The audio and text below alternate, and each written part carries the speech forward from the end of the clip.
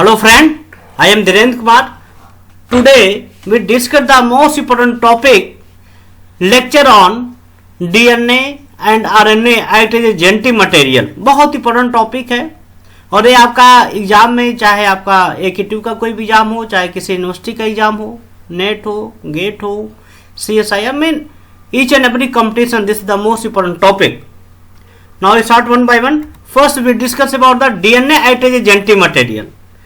तो इसमें हम लोग बात करें how we can be defined, how we can be experimentally prove that DNA act as a genetic material. This is important.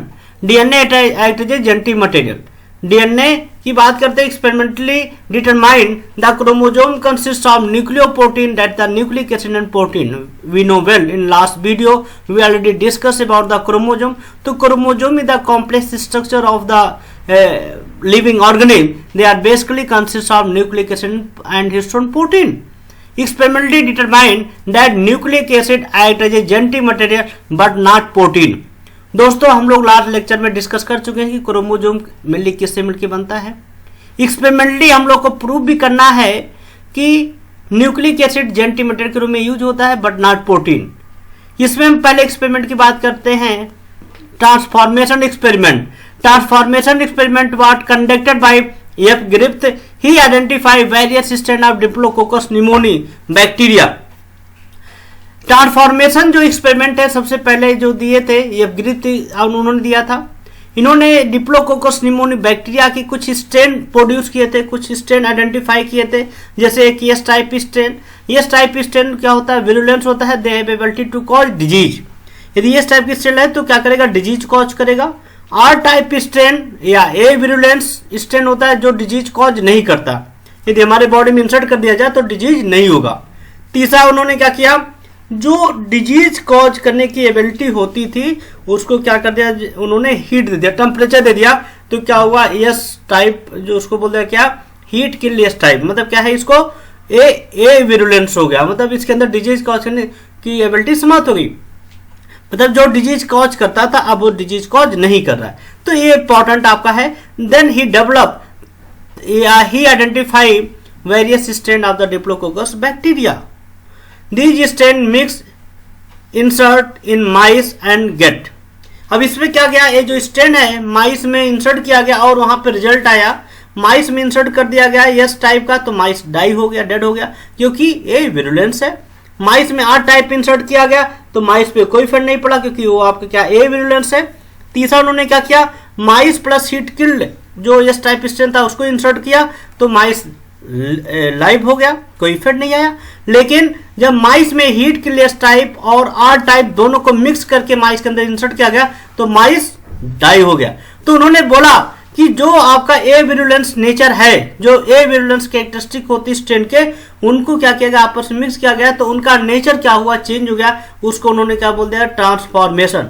इन्होंने क्या दिया टर्म, एफ ने ट्रांसफॉर्मेशन के बारे में बताया, but he never explain, he not explain DNA या RNA act as genetic material. Avery MacLeod McCarthy experiment. इन्होंने क्या किया, एफ ग्रिफिथ एक्सपेरिमेंट को अगेन रीओपन किया, उस पे उन्होंने देखा, डिस्कस किया कि कैसे जो आपका ए विरुलेंस नेचर का स्ट्रेन था वे विरुलेंस में कैसे कन्वर्ट हुआ, और उन्होंने रिजल्ट को रिपोर्ट किया, उसको रिजल्ट को आइडेंटिफाई किया. These scientist means Avery MacLeod and McCarthy, these scientist repeat F Griffith experiment in an in vitro system to identify transforming substance responsible for converting a virulence nature to virulence nature and report the result. और इन्होंने क्या किया, result को क्या कर दिया, report किया. बहुत इंपॉर्टेंट है, the virulence nature in Diplococcus pneumoniae depend on a polysaccharide capsule which is presented in virulence strain. This is important. The cell of non-capsulated type were treated with the exact with DNA form capsulated strain type. This process of transformation characteristic of one form or to another form by using of DNA extract of the former is known as transformation. तो transformation में इन्होंने ये चीज बताया, जो आपके capsulated non capsulated जो strain होती हैं वहां पर उन्होंने बताया कि कैसे आपके फॉर्म में क्या होते हैं, ट्रांसफॉर्म होते हैं। ये बहुत इंपॉर्टेंट है। When the extract treated with the RNase protease enzyme and DNase enzyme and prove the material genetic material, उन्होंने क्या किया, जो एवरी मैगले और मैकर्थी ने क्या किया, कि उन्होंने बहुत इंपॉर्टेंट किया कि जो एंजाइम होते हैं उसके साथ ट्रीट किया, देन वहां पे एक्सपेरिमेंटली प्रूव किया गया कि जेंटी मटेरियल क्या होता है, कौन होता है। बहुत इंपॉर्टेंट चीज आपका होता है इसमें। अब इसमें उन्होंने क्या किया, एक्सट्रैक्ट वहां पे प्रिपेयर किया। एक्सट्रैक्ट में जो सोल्यूशन आपका था बैक्टीरिया की स्ट्रेन का, उसमें आरएनए उसमें ऐड कर दिया गया। जब आरएनए ऐड किया गया तो इसका मतलब क्या है, आरएनए उसमें नहीं रहेगा लेकिन डीएनए और प्रोटीन प्रेजेंट होगा। जब माइस में इंसर्ट किया गया, ये फिल्ट्रेट इंसर्ट किया गया तो क्या हुआ, माइस डाई हो गया। माइस क्या हुआ, डाई हो गया। इसका मतलब क्या हुआ, RNA is not as genetic material. Second experiment उन्होंने क्या एक्सट्रैक्ट लिया, फिल्ट्रेट, वहां पे प्रोटीएज ऐड किया। मतलब क्या है, उस सोल्यूशन में क्या होगा, प्रोटीन नहीं रहेगा, बाकी डीएनए आरएनए रहेगा। तो आरएनए यहाँ पे प्रूव कर दिया, तो आरएनए का कोई मतलब है नहीं, माने RNA is not a genetic material. तो माइस में इंजेक्ट किया गया तो माइस क्या हुआ, डाई हो गया। इसका मतलब क्या है, यहाँ पे भी प्रूफ होगा protein is not as a genetic material. तो आरएनए भी नहीं है, प्रोटीन में नहीं, इसका मतलब क्या, डीएनए हो सकता कि नहीं। थर्ड एक्सपेरिमेंट में वहां पे प्रूफ किया गया, एक्सट्रैक्ट लिया गया, उसमें डीएनए ऐड किया गया। मतलब क्या है, उस सोल्यूशन में डीएनए नहीं पाया गया, उसको माइस में इंजेक्ट किया गया तो माइस क्या हुआ, आपका डाई हो गया, सॉरी लाइव हो गया। इसका मतलब क्या है कि DNA act as genetic material, not protein, not RNA molecule. इस एक्सपेरिमेंट के थ्रू क्या किया गया, प्रूव किया गया कि DNA act as genetic material. लेकिन यहाँ पे इसमें और एक्सपेरिमेंट प्रूव किया कि कैसे क्या होता है। तो हर्शी एंड चेस एक्सपेरिमेंट में, Hershey and Chase experiment repeat the result of experiment which demonstrate that only DNA as a genetic material. तो उन्होंने क्या किया, डीएनए को क्या किया, आइडेंटिफाई किया गया, फेज डीएनए माने वायरस से आइडेंटिफाई किया गया, उसको रेडियो लेबल किया गया। रेडियो लेबल का मतलब होता है कि उसके डीएनए मॉलिक्यूल को और प्रोटीन दोनों को। अब देखा जाए यहाँ पे फेल लिया गया था बैक्टीरियोफेज। बैक्टीरियोफेज में क्या होता है, एक वायरस होता है जो इन्फेक्ट करता है किसको, बैक्टीरिया को। तो बैक्टीरिया के कैप्सिड और उसके न्यूक्लियोटाइड को क्या कर दिया गया, दोनों को रेडियो लेबल कर दिया गया। तो यहाँ पे देखा जाए S35 एंड P32 कर दिया गया। तो ये फेड डीएनए जो होता है ये रेडियो लेबल किया गया। रेडियो लेबल कैसे किया जाता है कि जब fed DNA was made radioactive by growing infected bacteria on a medium containing radio label phosphate. अभी क्या किया गया, यहाँ पे ये सभी मॉलिक्यूल वहां पे ऐड कर दिया गया रेडियो लेबल सब्सटेंस मीडिया में, और वहां पे बैक्टीरिया प्लस फेज दोनों को इंसर्ट किया गया। तो क्या हुआ, एक समय के बाद क्या होगा, उस डीएनए और कैप्सिड में कहीं ना कहीं रेडियो एक्टिविटी आ गया। DNA does not contain sulphur. अब डीएनए में सल्फर नहीं होता है, ना तो वहां पे नहीं होगा, कैप्सिड में होगा, जो क्या करेगा, डीएनए रेडियो लेबल कर देता है। तो इसमें देखा जाए प्रोटीन भी रेडियो लेबल हो गया और डीएनए भी रेडियो लेबल हो गया। कब, जब हमने आपके मीडिया में रेडियो एक्टिव सब्सटेंस ऐड किया, उसमें बैक्टीरिया प्लस फेज दोनों ऐड किया गया, देन क्या किया गया, उसको रेडियो लेबल यहाँ पे बनाया गया। अब देखा जाए एक्सपेरिमेंटली यहाँ पे प्रूव किया गया। अब देखा जाए यहाँ पे कैप्सिड को रेडियो लेबल किया गया और यहाँ पे क्या किया गया, फास्फेट को रेडियो लेबल किया गया। जब आपके बैक्टीरियोफेज को दोनों पे क्या किया गया, इन्फेक्ट किया गया तो इसका जो वायरस का जो आपका बैक्टीरियोफेज का जो जीनोम में देखिए यहाँ पे इसके अंदर आ गया, जेट यहाँ पे भी हो गया।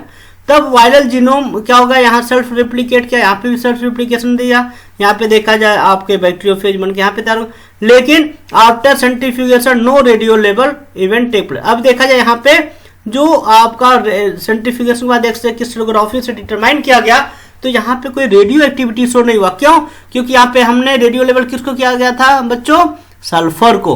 तो क्या कैप्सिड इसका इंसर्ट हुआ था बैक्टीरिया के अंदर, नहीं हुआ था ना, तो यहाँ रेडियो एक्टिविटी नहीं पाएगा। लेकिन यहाँ पे क्या हुआ, यहाँ पे देखा जाए जब after centrifuge radio level event take place, तो यहाँ पे क्या हुआ, रेडियो लेवल जब एक्सरे क्रिस्टलोग्राफी से आइडेंटिफाई किया गया तो यहाँ पे रेडियो एक्टिविटी शो हुआ। क्यों, क्योंकि हमने यहाँ पे किसको रेडियो लेवल किया था, फास्फेट को, माने उसके जीनोम को।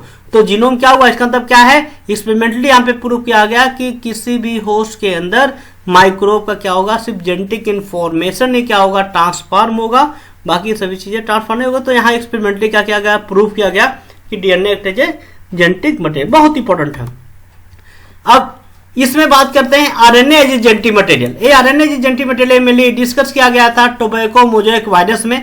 RNA as a genetic material studies tobacco plant by Fraenkel scientist थे, उन्होंने उस पर डिस्कस किया था। They develop a technique for separation of tobacco mosaic virus particle into RNA and protein. The protein and RNA separate in test tube and these separate molecule exposed on tobacco. अब देखा जाए यहाँ पे ये tobacco mosaic virus है को separate कर दिया गया, आरएनए अलग हो गया, कैप्सिड अलग हो गया। अब इन दोनों को क्या किया, लीफ पे यहाँ पे क्या कर दिया गया, उसको एक्सपोज किया गया, वहां पे इंसर्ट किया गया। अब लीफ है, प्रोटीन डाला गया, तो इसके देखा जाए कोई इन्फेक्शन नहीं पाएगा। यहाँ पे लीफ जैसे था वैसे हो गया, लेकिन यहाँ लीफ है, आरएनए मॉलिक्यूल वहां पे ऐड किया गया, जो क्या हुआ कुछ समय बाद देखा गया कि उस लीफ पे इन्फेक्शन हो गया। इसका मतलब क्या है, इस एक्सपेरिमेंट के थ्रू फ्रेंकेल ने एक्सपेरिमेंटली प्रूव किया कि RNA act is a genetic material, बहुत इंपॉर्टेंट है, नॉट प्रोटीन। नेक्स्ट लेक्चर में स्टूडेंट हम लोग डिस्कस करेंगे central dogma of molecular biology. ये बहुत इंपॉर्टेंट टॉपिक है, शॉर्ट टॉपिक होता है लेकिन इससे क्वेश्चन बहुत पूछे जाते हैं। Thank you, all the best. इस पूरे वीडियो को आप नोट्स बनाइएगा, लाइक करिए, शेयर करिए, अच्छे अच्छे कमेंट्स लिखिए, जिससे हम आपके लिए नए नए वीडियो आपको हम बनाते रहेंगे। नेक्स्ट वीडियो जो आप लोग के लिए सेंड किया जाएगा जल्दी, वो क्या होगा, central dogma of molecular biology. Thank you, all the best.